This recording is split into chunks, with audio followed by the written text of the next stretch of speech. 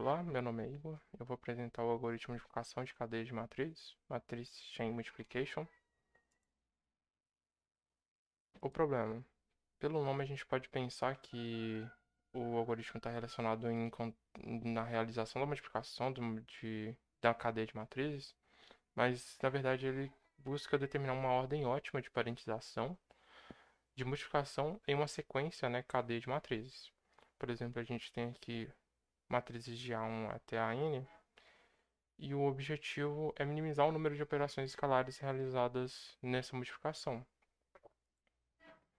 Por exemplo, a gente tem aqui quatro matrizes e a gente pode ordenar essas multiplicações sem alterar o resultado em cinco maneiras distintas. E como eu disse, essa ordem não altera o resultado final, mas impacta o custo da multiplicação. O livro do Cormen traz para a gente o algoritmo de multiplicação regular Matrix Multiply, e ele em si tem o custo de operações relacionados diretamente com o custo de multiplicações, né? Que é o PQR aqui dos for. E um exemplo do impacto de multiplicação, a gente tem aqui três matrizes, né? A1, A2 e A3. E com o primeiro formato de parentização, a gente acaba tendo 7.500 multiplicações, então 7.500 operações na multiplicação em si. E com a segunda parentização, a gente já tem 10 vezes mais operações, né? 75.000 multiplicações. Então a primeira forma de parentização é 10 vezes mais rápida do que a segunda. A aplicação desse algoritmo, dessa melhora, então, seria interessante para qualquer uso que precise ele realizar multiplicação de cadeias de matrizes, né? Alguns exemplos que a gente encontrou são computação gráfica, né? Transformações geométricas, escalar, rotacionar gráficos 3D e também processamento de imagens e vídeos. Solução. Então, o livro do Cormen traz pra gente ali uma tentativa exaustiva, tentando todas as possibilidades e guardando ali, procurando o mínimo possível. Acaba tendo uma solução exponencial de 4 elevado a n. E outra solução utilizando uma programação dinâmica, então fazendo uma divisão em conquista ali, uma quebra, né, dos problemas em subproblemas, encontrando uma solução ali recursiva que pode ser aplicada para os problemas.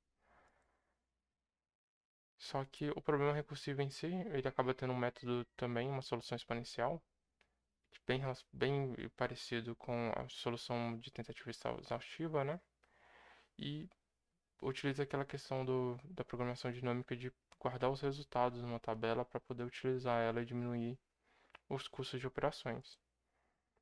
Então a gente tem aqui a estrutura do algoritmo, ele tem as duas tabelas M e S com que são utilizadas para a M para guardar ali o custo mínimo, né, de multiplicações e a S para a gente poder ter ali o posicionamento, né, daquela parentização em si.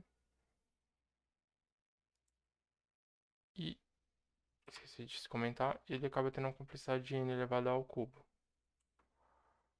Funcionamento do algoritmo na prática. A gente tem ali um exemplo com três tabelas, né, com aquelas dimensões e também já dão captura ali da, das dimensões para a gente poder utilizar na fórmula. Então a gente começa com uma matriz pelo tamanho das multiplicações, né, 3 por 3. A gente preenche a tabela para os valores de J igual a J igual a zero. Então a gente não utiliza aquela parte ali de baixo da tabela, né? Ela fica bem triangular mesmo. A gente agora aplica ali a fórmula para o próximo valor, né? I igual a 1 e J igual a 2. O K, ele é um valor entre o I e o J, né? Então nesse caso aqui só pode ser um 1 mesmo. Aplica a fórmula e encontra o valor. Aí a gente atualiza as duas tabelas, né? A M com o valor do número mínimo de multiplicações e na tabela S o K utilizado. A gente continua fazendo o mesmo esquema para a próxima ordem, salva esses valores. E nesse outro caso aqui, a gente tem uma diferença é um pouco diferente do passo anterior, que agora a gente tem a possibilidade de dois valores para cá. Então a gente faz o cálculo para o k igual a 1, faz o cálculo para o k igual a 2, e aí a gente pega ali o menor número dessas resoluções de k. Então a gente acaba ficando com K1 e atualizando nas duas tabelas. Então a gente encontra ali o número mínimo, né, que vai ser sempre o número ali mais à direita no final. E a partir da tabela S, a gente consegue encontrar a parentização. Então a gente tem ali um, então a gente daria um passo e quebraria o A1 e A2 dessa seguinte forma. Agora a gente tem aqui o código-fonte do algoritmo em Python. Aqui a gente tem as tabelas M e S. E a gente também tem uma função ali auxiliar para a gente poder fazer a exibição, né, dessa ordem de parentização. E aqui tem o uso do algoritmo em si. Então, as dimensões ali para a gente utilizar fica um pouquinho diferente, né? A gente tem esse esquema da A1, dimensões elas se relacionarem. Aqui a gente pega o último valor, como eu tinha mostrado no exemplo. E aqui é o uso da função auxiliar. E aqui estão as nossas referências. Obrigado.